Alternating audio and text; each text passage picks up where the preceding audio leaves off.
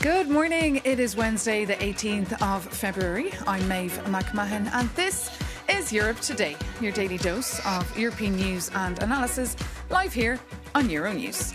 Coming up, another day, another attempt to end the war in Ukraine, this time in Geneva.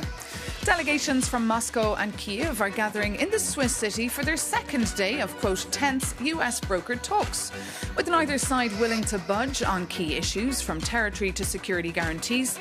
The US-imposed June deadline for settlement looks increasingly unlikely. Despite the negotiations, Russia continues to launch long-range drones and missiles across Ukraine. For more, our Ukraine correspondent, Sasha Vakalina, joins me now in the studio. Sasha, good morning. Morning. So look, yesterday we saw 6 hours of tense talks, more today, but no expectations of any sort of breakthrough.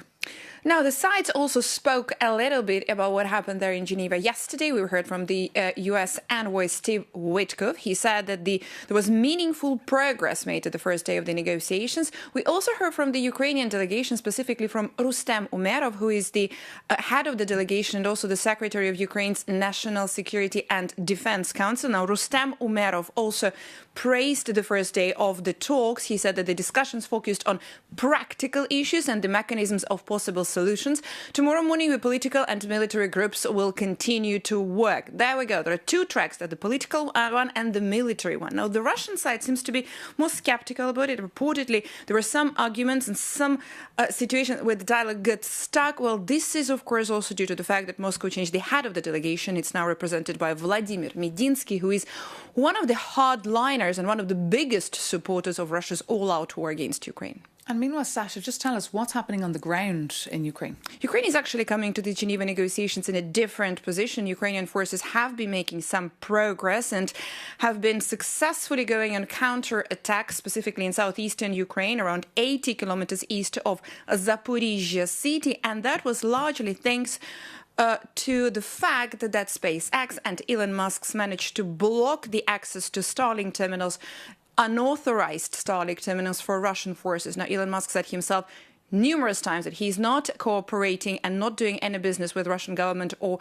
Russian military. And the moment they stopped the access, we could see the difference on the battleground, Maeve. Okay, Sasha Vakalina, our Ukraine correspondent, thank you so much for all those updates. But now, coming up, we'll be joined by the US ambassador to the European Union, Andrew Puster, an attorney and businessman by trade. Andrew Puster ran a successful fast food chain before taking on the role of President Trump's eyes and ears right here in Brussels. So the ambassador has a very busy schedule. Ambassador, great to have you with us. Welcome back to Europe Today. Hey, it's great to be here, Maeve. Thanks for having me back. As I said, it's busy days for you. You're just back from the Munich Security Conference. Yes. I feel the atmosphere was a little bit better, a little bit nicer than last year, right, between the Europeans and the Americans. Did you get that feeling? Yes, everybody was very positive about Secretary Rubio's speech, and I think it's the hallmark of a diplomat to be able to tell people things they need to hear and may not want to hear in a way they find acceptable. And I thought the European audience was very open to him and obviously got a standing ovation, so he did pretty well. Despite the fact that the fundamentals have not changed. I mean, his speech did say that the US is worried about European civilization. What is wrong with European civilization? Well, I think the problem is that with immigration, the impact of immigration on Europe, mass immigration, the impact of the climate policies on the economy, and on GDP per capita, on the ability of people to really... But there is no mass immigration right now. The numbers have gone down. If you take a look at Frontex, the numbers have gone down of irregular migration, and now the EU is taking a tougher stance on asylum seekers, for example. I think it is. I actually think the EU's position on immigration has come a great distance towards the American position. I think we're more aligned than we were even just a year ago. But I think what Secretary Rubio was talking about was the impact of the past migration, the past mass migration, and the challenge, the civilizational challenge that posed. But what are the facts on this? And it's still something that's cleaning up. What are the facts on this? Which facts? What are the facts? What is he worried about? He's worried about the impact on issues such as freedom of religion, freedom of speech, from groups of people coming in that may not share our values as Western civilization. They have different values, not that they're right or wrong, but they're different than ours.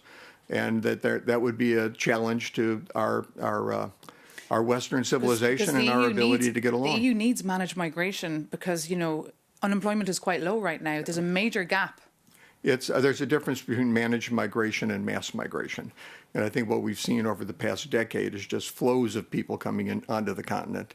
And the reaction has not been positive. I think that you saw. Well, we do not have flows if you check the statistics. But let's just go back to Kaya Kallas' speech. You've seen rise of parties on the right based on the immigration issue. So there is concern in Europe. But whether or not they're based on facts, their arguments. I mean, they're superstars on social media. Let's just go back to Kaya Kallas'. It's what the people are voting for. Let's go back to Kaya Kallas' speech last week in Munich. She said that there's no civilized European erasure.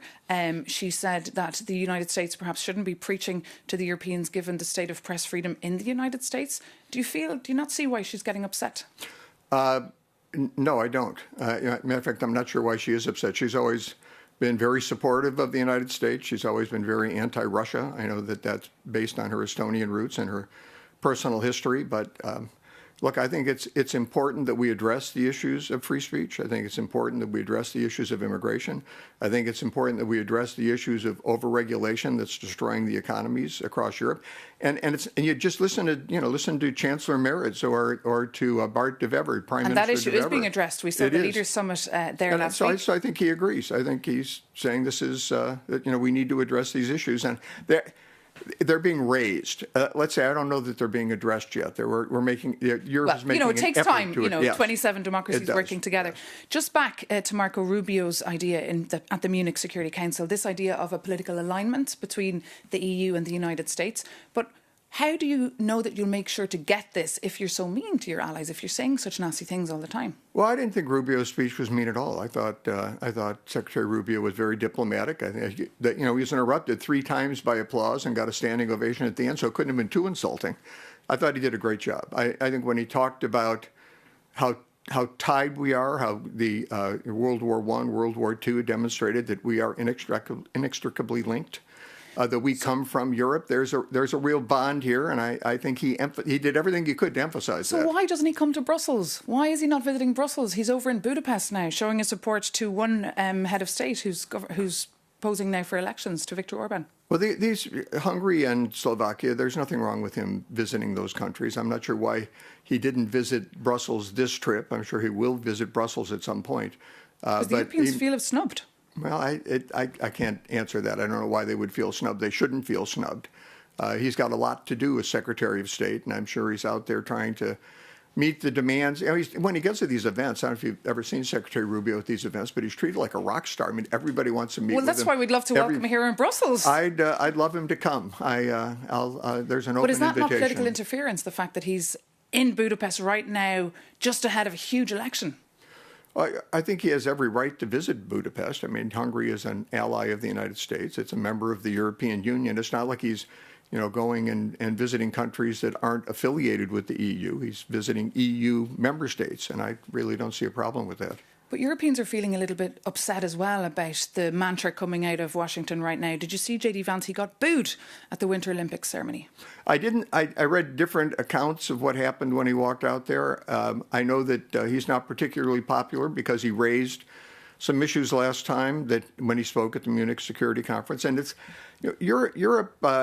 There was one group at the where I heard some talk at the Munich conference, where they were saying Europe was like somebody who was asleep and had a snooze button on the alarm clock. Did you hear that? I've heard that many times. It's time to get up and they hit the snooze button. Well, when J.D. Vance and President Trump came along, it was time to stop hitting the snooze button on things like a 5%. You've got to defend yourself, the 5% of GDP commitment. There are issues that they've raised in a way that had to wake Europe up. And J.D. Vance is a very good guy. If you interviewed him, you'd like him very much. Well, hopefully I'll get to interview him sometime here on Europe Today. But in the meantime, Ambassador, the Greenland issue seems put to bed for now. Yes. But should we expect more tariff threats coming from DC soon? Because that really scared Europeans. I think that what we should expect is that we'll have a free trade agreement, the framework trade agreement will be approved by Parliament, hopefully, the week of March 9th. Then we'll have a trilogue, or we call it the United States reconciliation, where we'll come up with a final bill, and we'll have the critical minerals deal, we'll have the trade agreement. We'll start moving forward. I think it's really time that we stop talking at each other and start speaking with each other. And I think both of these agreements, critical minerals and free trade, can get us on a path to doing that. I think when we come to an agreement on Greenland, I think that will move things forward. But we need to get a more conciliatory approach to how we're dealing with issues. And I think as we do that going forward, we'll find fewer and fewer of these disruptions. Okay. In the meantime, Ambassador Puster, thank you so much for being our guest once again here on Europe Today. Thanks, Maeve. My pleasure. Hope to see you back on here again soon. But moving on, Brussels has launched a formal probe into the Chinese retailer Shein. According to the EU Commission, there is sufficient evidence that clothes, cosmetics and electronics are not compliant with EU law. Jakub Janis has more on the platform that records 145 million monthly European users. Everyone loves a good bargain, but what if your €3 t-shirt comes with an extra baggage? It all started last year with a massive scandal in France. Authorities found illegal products, including a childlike sex doll being sold on Shein. And now the EU is stepping in. The European Commission has just launched a formal priority investigation into the e-commerce giant under the Digital Services Act. Interested? Let's unbox it together. Brussels is targeting Shein's entire business model, and they are investigating its addictive design, like giving users points and rewards to keep them hooked, and demanding transparency on their secret algorithms pushing these products. And if Shein is found guilty, it faces multi-million euro fines. France even threatened to suspend access to the site entirely. But the crackdown doesn't stop there. Consumer watchdogs are raising the alarm on influencers pushing cheap haul and dupe videos on social media without disclosing their paid partnerships. Finally, the EU is hitting these companies where it hurts, and it is your wallet. Starting in July this year, the EU is slapping a flat €3 customs tax on every single parcel under 150 euros. With an estimated 12 million cheap packages entering the EU every single day, the days of tax-free shopping sprees on Chinese online marketplaces are officially numbered.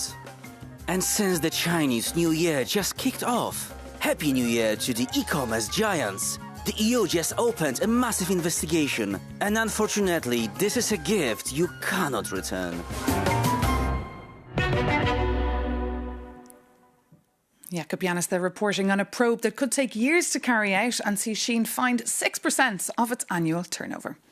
But now, moving on to one of Europe's most closely watched election races of the year, to Hungary. Incumbent Prime Minister Viktor Orban and CESE's Peter Mayer have both launched their campaigns, one clearly in favour of Brussels and the other against. For the first time since 2010, a change of government appears possible. For more, Sándor Zsiros, our Hungarian correspondent, is in the studio. So Sándor, last week we talked about those dirty scandals in the campaign. Where are we now?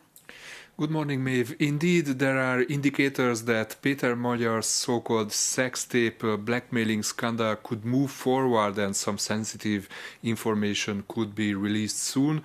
Before I go to the details, let me give you a background. So, last week Péter Magyar said he has been lured into a sex act in a Budapest apartment with his former girlfriend, and according to him, a sex tape had been illegally recorded. Péter Magyar also said that there have been drugs in this apartment, but he never touched them. And last week there was a very mysterious web page posting one image of this bedroom, of this apartment. Péter Magyar admitted that he has been there, so the picture is real. And now, yesterday, this web page quoted Péter Magyar that he never touched drugs in this apartment, and this webpage posted one question: "Are you sure?"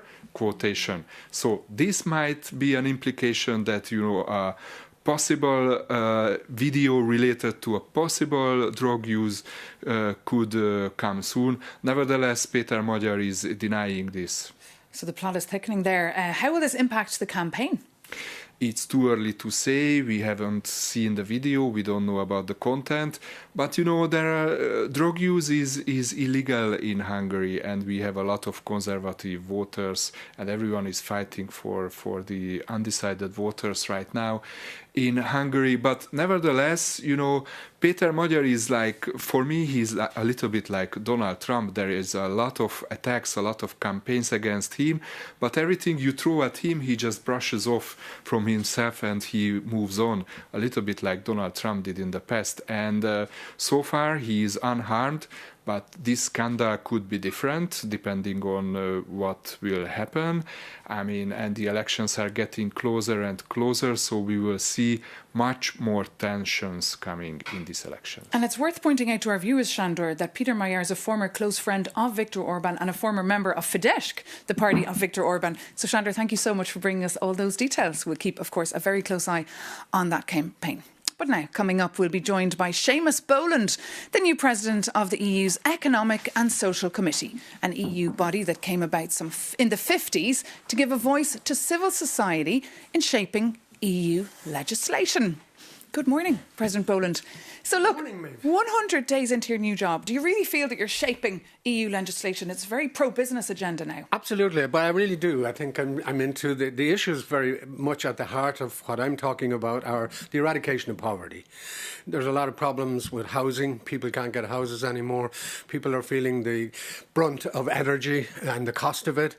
Bringing civil society at the heart of Europe. These are the organisations, the ordinary organisations that really are at the forefront of disaster zones, etc. They need to be at the centre. But what can the EU really do about housing? Well, the EU, in fairness to President Costa, I met him in the early days and I've been talking to the Commissioner Jorgensen as well. I think they have to make a very clear statement that housing is urgent, that it's not something to be solved in a couple of days. It has to be done, but it has to be done now. It has to be brought to the forefront. And EU countries, 27, you mentioned it earlier on in the show, 27 individual countries need to also take it urgently, but the EU needs to take the lead. Well, there's a sense of urgency in the room among EU leaders, perhaps not about housing, but about other issues related to the economy. We saw that leaders' retreat last Thursday, this idea of a pragmatic federalism, a multi-speed Europe. What is your view on this? Yeah, I had the pleasure of talking to President Costa before that leaders' retreat, and clearly it was about competitiveness. Yes, you said a pro-business world, but competitiveness with values. Europe is built on values. You said 27 countries trying to make their way in the world, trying to ensure that nobody is left behind. So my way of looking at it is we have to be competitive. We have to worry about security, but we better make sure we don't leave people behind, and that means keeping the values that we were built upon alive. And who should pay for this? I mean, we heard Mario Draghi mention 800 billion euro gap there. Here's the thing. We're talking about billions of euro. We have to accept that those billions cannot be taken out of the current budget, because if we do, we're going to make people very, very poor, very poor. So we've got options. We've got to either borrow more, and we can, because Europe has room. We can raise money, of course, from the individual countries' subscriptions, or we can find other financial tools. But we cannot impoverish people by putting all this money up front and taking it out of their pockets. That can't happen. So we've got to think new ideas, and I hope that leaders' retreat did that. And do you think that people in the room are thinking like you? I'd like to think so. I mean, I've met something like 11 commissioners at the moment. I've met countless MEPs, chairs of the committees in the Parliament, and lots of people in what's called the power room, let's call it that. And all I can say is, yes, they are listening, and they know, because if they leave people behind, they may not be in office. OK. Seamus Boland, the President of the Economic and Social Committee, thank you so much for joining us here this morning on Europe Today. And thank you so much for tuning in. As always, any comments or questions that you have for us, you can always write us at europetoday@euronews.com. And for more news and analysis, check out our website, euronews.com. Take care. Thanks for watching and see you soon on Euronews.